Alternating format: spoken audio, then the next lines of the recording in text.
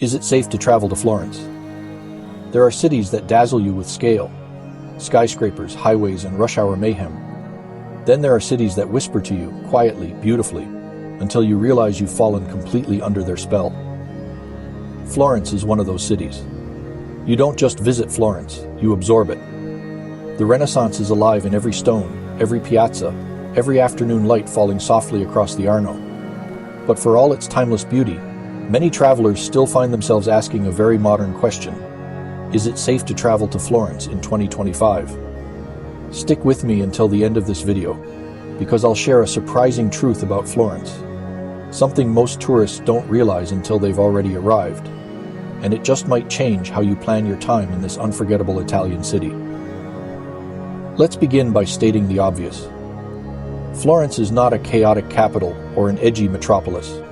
It doesn't pulse with the same unpredictability that defines Rome or Naples. Instead, it breathes more slowly, gracefully even, built for wandering, reflection, and admiration.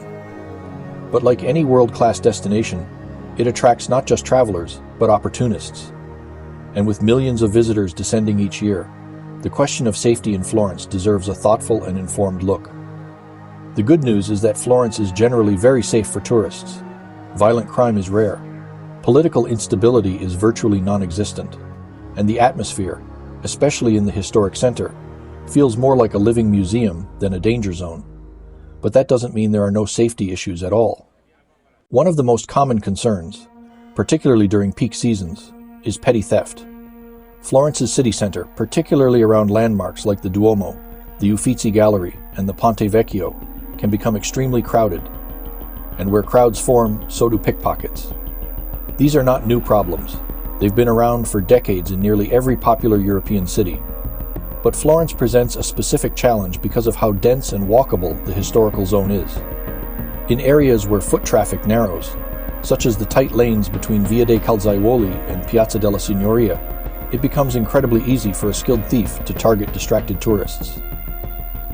Whether you're taking photos, checking your map, or simply admiring Michelangelo's David replica outside Palazzo Vecchio, you can become a target without realizing it. Another concern that surfaces now and then, particularly from solo travelers or first-time visitors, is the presence of street hawkers and aggressive vendors. While most are harmless, some can be insistent, offering trinkets, flowers, bracelets, or the ever-popular friendship items that somehow become expensive once you've accepted them. These interactions are more annoying than dangerous, but they can become uncomfortable, especially when they're persistent or target travelers who seem unsure of their surroundings. You may also notice the presence of beggars in certain parts of the city. Some are genuinely in need, while others are part of more organized schemes. It's not uncommon to see the same individual in the same location day after day, using props or emotional appeals to attract donations. Again, this isn't a threat, but for many visitors, it adds a layer of complexity to what they expected to be a peaceful vacation. Another issue travelers should be aware of, particularly in the warmer months, is crowd control. Florence can feel deceptively small, especially when you realize how compact its main attractions are. On a typical summer day, the area between Santa Maria del Fiore and Piazza della Repubblica becomes an ocean of visitors, tour groups, and local traffic. Navigating this can be overwhelming and occasionally frustrating, especially if you're dealing with luggage, children, or mobility limitations. So how do the world's governments view travel to Florence and Italy more broadly? The United States Department of State currently places Italy at a Level 2 advisory. Exercise increased caution. But it's important to understand what that means. The caution isn't specific to Florence, and it's not due to a spike in violence or unrest.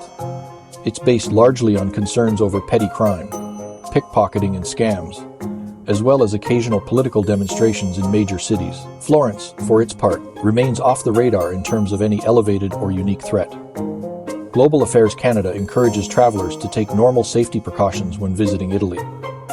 Again, Florence is not identified as an area of heightened risk.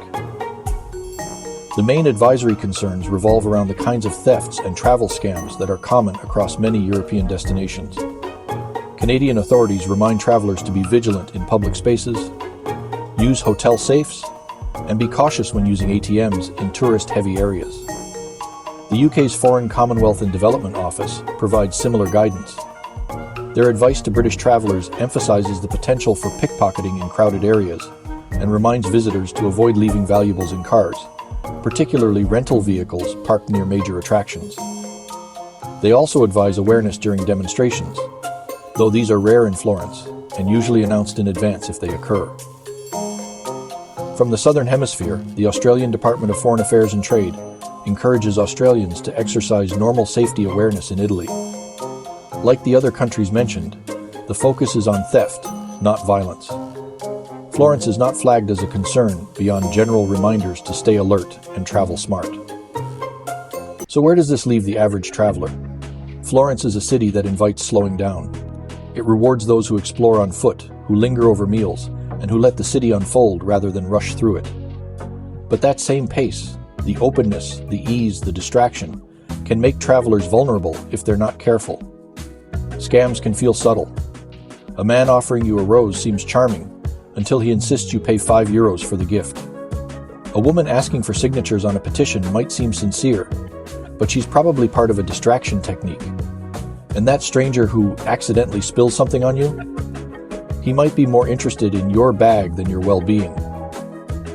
These aren't reasons to avoid Florence. They're reminders to be present, not just spiritually or culturally, but practically. What you won't often find in advisories or headlines, however, is something more nuanced. Florence is deeply cared for. The local authorities, tourism workers, and residents are all highly aware of how valuable the city's reputation is. You'll find regular patrols in the city center, multilingual information points, and a visible emphasis on hospitality. Florence knows its economy depends on tourism, and for that reason alone, safety is prioritized more than in many larger, less cohesive cities. Even at night, Florence feels manageable. The city is well lit, especially in central areas, and while some parts of town can become quieter after 10 p.m., the general atmosphere remains peaceful.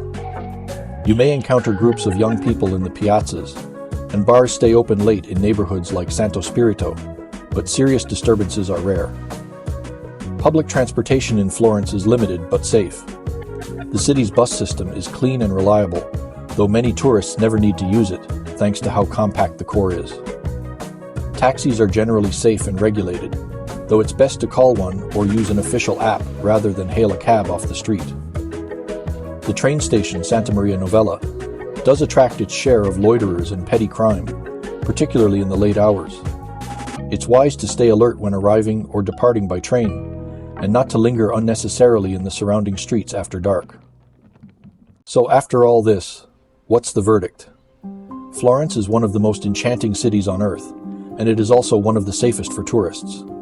The risks that do exist are familiar and manageable: pickpocketing, scams, occasional discomfort in crowded areas. There's no wariness in the air, no visible tension, just a city doing its best to balance preservation with popularity. And now, as promised, here's something you might not know. Despite its relatively small size, Florence was recently ranked as one of the top 5 safest cities in Italy for solo female travelers, according to a survey of over 20,000 international respondents. The reasons? A compact city layout, strong hospitality culture, a visible police presence, and a low incidence of violent crime. That stat alone has encouraged thousands of first-time travelers, and particularly women traveling alone, to make Florence their first stop on a wider European adventure. Florence isn't just safe, it's a gentle place to land. A place to rediscover wonder, and a reminder that safety isn't just about avoiding danger. It's also about feeling welcomed, feeling supported, and being able to let your guard down just enough to fully experience the joy of travel. I'm Stephen with the Travel Safety Network. After more than 27 years of global safety work, I've seen what makes a destination truly safe, not just statistically, but experientially. Florence has earned its place among the world's most cherished cities, and with a little awareness and the right expectations, it can offer you one of the safest and most enriching travel experiences of your life. If this video helped you, don't forget to like, comment, and subscribe for more honest, expert travel safety insights.